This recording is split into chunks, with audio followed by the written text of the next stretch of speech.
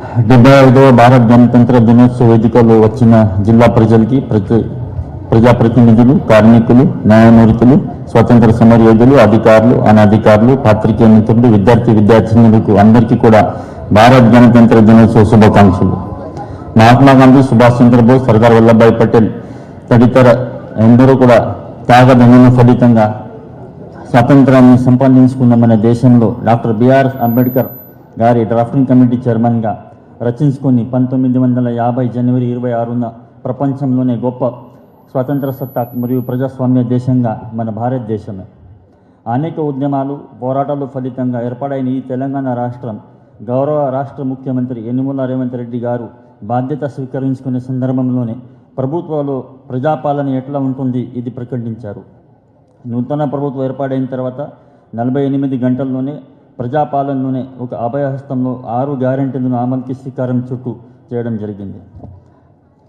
మహిళలకు మహాలక్ష్మి ప్రభుత్వ బస్సెస్లో ఒక ఉచిత ప్రయాణం కోసం 9 డిసెంబర్లో ఇది పథకం ప్రారంభించడం జరిగింది. ఈ పథకం ద్వారా సిద్దిపేట జిల్లాలో 145 పల్లె వెలుగు బస్సెస్లో మరియు 77 ఎక్స్ప్రెస్ బస్సెస్లో ఈ పథకం అమలు చేయడం జరుగుతుంది.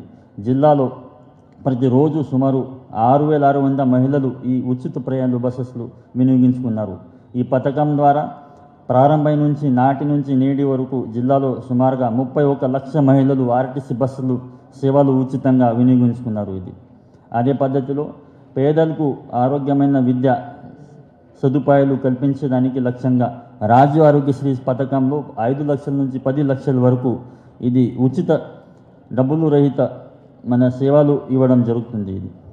అదే పద్ధతిలో అభయహస్తం గ్యారంటీలైన మహాలక్ష్మి పథకం ద్వారా మహిళలకు 2,500 రూపాయలు ఆర్థిక సహాయం కోసం, 500 రూపాయలకి గ్యాస్ సిలిండర్ సరఫరా కోసం, రైతు భరోసా పథకం ద్వారా ప్రతి సంవత్సరానికి రైతులకి ఎకరానికి 15,000 మరియు కౌల రైతులకి 12,000 రూపాయలు ఆర్థిక సాయం.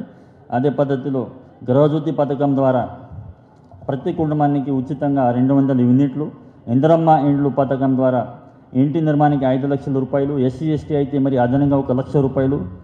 అదే పద్ధతిలో తెలంగాణ అమరవీరుల కుటుంబాలకు మరియు ఉద్యమకారులకు 250 చదురపు గజాలు ఇంటి స్థలాన్ని పంపిణీ మరియు యువ వికాసం చేయూత పథకం ద్వారా వయోవృద్ధులు, ఒంటరి మహిళలు, కల్లిగీతులు, కార్మికులు, బీడీ కార్మికులు వారికి 4,000 రూపాయలు పెన్షన్, దివ్యాంగులకు 5,000 రూపాయలు పెన్షన్ కోసం సిద్దిపేట జిల్లాలో 28 డిసెంబర్ నుంచి 6 జనవరి వరకు సుమారుగా 3,25,000 దరఖాస్తులు మేము స్వీకరించుకుని ఈరోజు ఆన్లైన్ చేయడం జరుగుతుంది.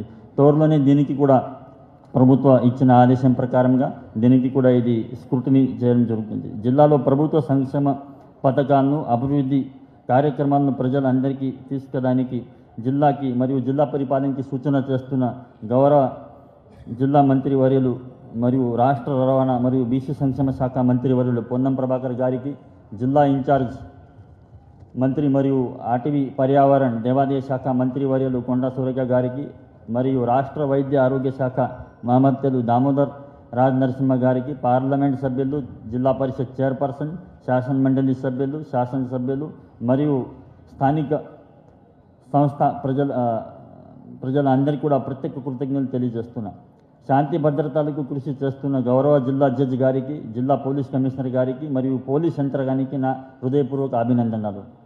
ప్రభుత్వ పథకాలను సమర్థవంతంగా అమలు చేస్తున్న వివిధ శాఖలు ఇక్కడ జిల్లా అధికారులు, ఉద్యోగులు, ప్రభుత్వ అభివృద్ధి సంక్షేమ పథకాలపై విస్తృత ప్రచారం చేస్తున్న ప్రింట్ మరియు ఎలక్ట్రానిక్ మీడియా మిత్రులకి కూడా ఈ సందర్భంగా ధన్యవాదాలు. ప్రజాపాలననే భావించి ప్రభుత్వం అమలు చేస్తున్న అభివృద్ధి సంక్షేమ పథకాలను పటిష్టంగా అమలు చేయడానికి మరి అంత అంకిత భావంతో కృషి చేయడానికి మేము అందరికీ కూడా కోరుకుంటున్నాము.